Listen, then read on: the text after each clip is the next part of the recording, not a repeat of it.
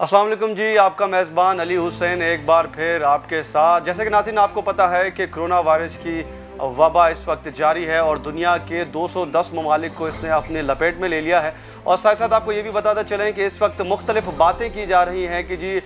Corona virus جو ہے وہ بایولوجیکل وار ہے دو ملکوں کے درمیان، جس میں نام لیا جا رہا ہے کہ جی چائنا اور امریکہ کے درمیان یہ جنگ ہے، کوئی یہ وبا نہیں ہے، کوئی یہ وائرس نہیں ہے۔ کچھ لوگ یہ بھی کہتے ہیں، لیکن کچھ لوگ اس کی تردید بھی کرتے کہ ایسا کچھ بھی نہیں ہے، اور ابھی تک جو ہے وہ اس کا پتہ نہیں لگ پایا کہ یہ ہے کیا۔ تو اسی حوالے سے آج ہم کریں گے بات، کیونکہ صدر ٹرمپ جو ہیں امریکہ کے صدر، انہوں نے متعدد بار الزام عائد کیا ہے کہ یہ وائرس چین کا پیدا کردہ ہے، کہ وہاں کی ووہان کی لیبارٹری میں یہ وائرس وہاں سے پھیلایا گیا۔ ساتھ ساتھ ان کا یہ بھی کہنا تھا اور کہ اس کا ذمہ دار چائنا ہی ہے، لیکن ادھر ہی امریکہ کے جو فوج کے سربراہ ہیں انہوں نے اس بات کا انکار کیا ہے کہ یہ وائرس چائنا کی طرف سے کوئی شواہد اس کے نہیں ملے۔ تو اسی کے ساتھ بات کریں گے، ہمارے ساتھ موجود ہے اسد ستار صاحب، جو بھی اس بات پر، اس چیز پر جو ہے وہ روشنی ڈالیں گے۔ تو اسد صاحب کیا کہیں گے اس حوالے سے؟ سر، جس طرح آپ نے بتایا کہ یہ جنگ تو جاری ہے، پہلے دن سے ہی امریکہ نے یہ الزام چائنا پہ لگا دیا۔ صدر ڈونلڈ ٹرمپ نے تو یہاں تک کہہ دیا کہ یہ چائنیز وائرس ہے، اور اس کے بعد جو ابھی نئی رپورٹس آ رہی ہیں اس کے مطابق امریکہ کی کچھ لیبارٹریز نے یہ کہا ہے کہ یہ وائرس کسی لیبارٹری میں نہیں بنا، اور اس کے بعد ایسے لگتا ہے کہ یہ الزام کافی قدر غلط ہے، لیکن ابھی تک اس چیز پہ کام ہو رہا ہے، اور وقت ہی بتائے گا کہ اصل میں یہ ہے کیا۔ لیکن جو صورتحال نظر آ رہی ہے وہ یہ ہے کہ چائنا امریکہ پہ الزام لگایا جا رہا ہے، اور امریکہ چائنا پہ۔ جب تک چائنا میں حالات خراب تھے تو ایسا لگ رہا تھا سب لوگوں کو تقریباً کہ یہ امریکہ کی وار ہے، بایولوجیکل وار، اور جب سے امریکہ میں حالات خراب ہونا شروع ہو گئے ہیں تو ایسا لگ رہا ہے جیسے چائنیز وائرس ہو۔ لیکن اس کے لیے کوئی بھی حتمی رائے نہیں ہے، اور اس کے لیے کچھ بھی کہنا قبل از وقت ہوگا۔ یہ وقت ہی بتائے گا کہ اس کے پیچھے کیا محرکات تھے، یا کوئی ملک تھا، یا کوئی ادارہ، یا کوئی ایسی چیز تھی یا نہیں تھی۔ تو اس کے حوالے سے وقت ہی ہمیں بتائے گا۔ سر مجھے ذرا یہ بتائیں کہ کچھ مذہبی حلقے یہ کہہ رہے کہ جی مسلمانوں کے خلاف سازش ہے یہ، اور اس وائرس کا مقصد یہ ہے کہ مساجد بند ہوں، عبادت نہ ہوں، جو بھی، لیکن اس میں متاثر صرف مسلمان ہی تو نہیں ہو رہے، اس میں دیگر مذاہب بھی اس میں متاثر ہو رہے ہیں، جس میں عیسائی ہو گئے، جتنے بھی مذاہب ہیں ان کی عبادت گاہیں بھی بند ہیں۔ تو اس پہ کیا کہیں گے؟ سر بہت ہی اچھا نکتہ آپ نے اٹھایا ہے۔ یہاں پہ یہ چیز ہے کہ جس طرح یہ وائرس پھیلا، پہلے ایران میں آیا، اس کی انٹینسٹی بہت زیادہ تھی، وہاں پہ بہت نقصان ہوا، اس کے بعد دیگر مسلم ممالک میں بھی اس کا پھیلاؤ ہوا، یہاں تک کہ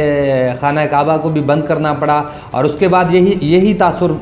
ملا کہ بھئی یہ مسلمانوں کے خلاف ایک سازش ہے جو کافروں نے کی ہے، ہمارے دشمنوں نے کی ہے۔ لیکن اب جو صورتحال ہے اس بیانے کو یکسر مسترد کرتی ہے، کیونکہ اس وائرس نے کوئی بھی مذہب، کوئی بھی عبادت کی جگہ نہیں چھوڑی، ہر چیز کو متاثر کیا ہے۔ تو اس حوالے سے یہ ایک حتمی رائے ہو گئی ہے کہ یہ وائرس کسی خاص حلقے، کسی خاص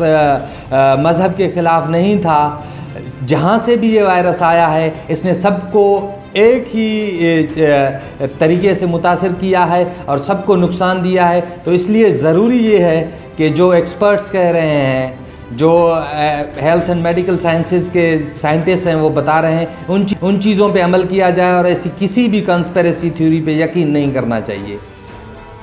سر یہاں پر میرا دوسرا سوال آپ سے یہ ہے کہ کچھ حلقوں کا یہ بھی کہنا ہے کہ یہ جو جتنے بھی ممالک ہیں جو زیادہ کیسز بتا رہے ہیں وہ دراصل امداد کے لیے، تاکہ ان کو امداد زیادہ ملے۔ تو آپ اس پر کیا کہیں گے؟ سر اس چیز کو دو طریقے سے دیکھنے کی ضرورت ہے۔ جو ممالک یہاں ابھی تک جو سب سے زیادہ متاثر ہیں وہ ایسے ممالک ہیں جو خود امداد دیتے ہیں، لیتے نہیں ہیں سر۔ تو اس کے بعد جو دوسری کیٹیگری میں آتی ہے،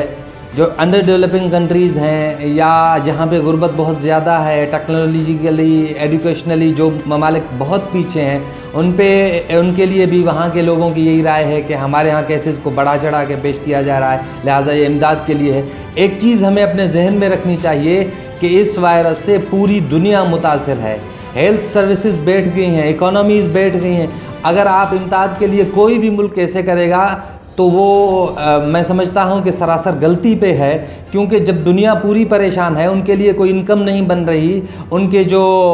اکانومی ہے وہ بیٹھ چکی ہے اور وہ اپنے خرچے پورے نہیں کر رہے، تو وہ آپ کو غریب ممالک کو دیں گے کیا؟ تو لہٰذا اس چیز کے لیے میری رائے یہی ہے کہ ایسی کوئی چیز نہیں ہونی چاہیے اور ایسی باتوں سے تھوڑا اجتناب کرنا چاہیے، کیونکہ اگر امداد کے لیے آپ ایسا کریں گے کہ پوری دنیا